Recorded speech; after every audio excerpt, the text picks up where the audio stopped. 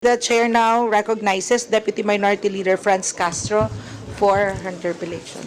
Thank you, Madam Chair. So, in fairness naman kay Secretary Angara po, teacher pa lang ako, talagang malalim na yung pinagsamahan ng ACT with Secretary Angara. Very accommodating, yung kanyang mga bills related to welfare, salary of teachers, ay talaga namang sinusuportahan niya ng mga teachers. Ngayong secretary na siya, mukhang mas maganda ito kaysa nung nakaraan. Nakita naman natin, mamaya yung performance sa COA, malalaman natin. So, talagang wini-welcome naman po ng mga teachers, Secretary Angara. Okay? Kaya lang, Mr. Chair, nakakalungkot, medyo iniwanan siya ng maraming problema ni Vice President Sara Duterte.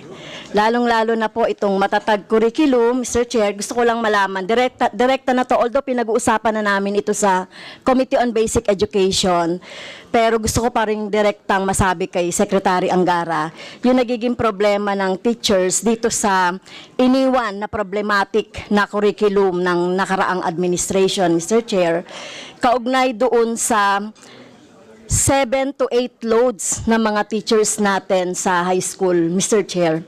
So, kailangan talaga, Madam Chair, kailangan talagang immediately i-review ito.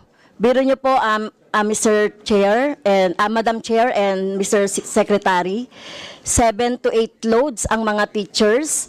Ibig sabihin ito sa high school, nagtuturo sila ng tigpo 45 minutes na ang haba-haba po, no, nung talagang minaximize po yung 6 hours. Gusto rin ko pong linawin itong National Mathematics Program at saka yung National Reading Program po. Kailangan malinaw din po ito kasi doon sa inilabas na frequently asked questions, nandito pa rin po ito. Pangalawa, yung implementation ng matatag curriculum ay in phase dapat yun, Mr. Chair, pero parang fully in-implement this school year. Kaya hirap na hirap yung ating mga teachers maka-cope up dito sa ini-implement na ito. Baka pwedeng i-suspend itong matatag curriculum. Anyway, Mr. Chair, Mr. Secretary, hindi niyo naman ito program, no? Iniwanan kayo ng nakaraang administration ng ganitong problema. Ngayon, yung mga teachers talaga natin ay talagang problematic dito. Sobrang pahirap itong matatag curriculum, sabi nila, Mr. Chair. Yes, Secretary. Magandang umaga. Thank you, Madam Chair. Thank you, Congresswoman Castro, sa magandang nasabi niyo po. And thank you din po kay Cong Rufus dun sa kanyang motion. Madam Chair, ang thinking dito ang pag-iisip namin dito sa matatag curriculum, yung sa 45-minute lessons, dahil na ma-maximize po yung learning time at yun daw ang optimal na learning time for a student to learn. Pero nakikinig, nung nagkonsulta ho kami, and after implementing the matatag curriculum for the last few weeks, mukhang there is a need to inject flexibility ho sa curriculum. So, nakinig ho kami sa ground, nahihirapan yung ibang teachers sa ibang eskwelahan. So, meron kaming piniprepare na department order to inject flexibility, meaning balik tayo dun sa 6 na tigo 1 hour, depending na sa school setting ho, ma'am. So, yun po ang naisip namin. At we're just going to hold maybe 1 or 2 more consultations. But there is already a draft department order on this. Nakinig ho kami dun sa hinaing ng ating mga teachers. Thank you po.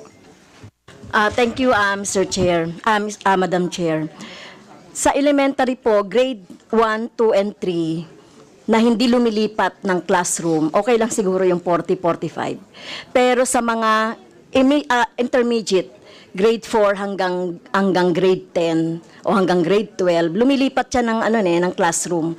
Kaya yung si teacher. Kaya makikita nyo sa mga memes, talagang lumilipad si mga teacher, nagbumotor na, mga joke lang. So, yun po yung problema natin. So, I'm glad, no, maibabalik, magiging flexible. So, yun po yung inaantay na nasagot ng ating mga teachers.